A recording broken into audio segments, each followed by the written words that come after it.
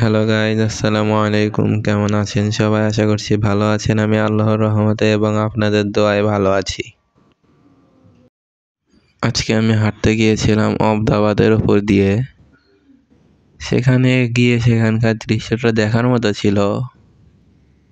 যেহেতু আমি ভিডিও করার প্রিপারেশন নিয়ে সেখানে যাইনি, তাই জন্য তেমন একটা ভালোভাবে ভিডিও করতে পারিনি। শুধু 1 মিনিটে যতটুকু সম্ভব হয়েছে আমি করেছি আপনাদের দেখানোর জন্য সেখানকার সৌন্দর্যটা।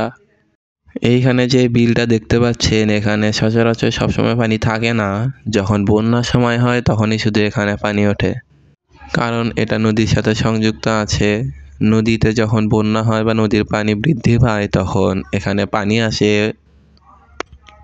নদীর পানি কমে গেলে তখন আর এখান থেকে পানি সহজে কমতে পারে না। আজকের ভিডিওটা এই পর্যন্তই। যদি ভালো লাগে তাহলে লাইক, কমেন্ট, শেয়ার করবেন। ফেসবুক থেকে দেখলে ফলো করবেন, ইউটিউব থেকে দেখলে সাবস্ক্রাইব করবেন।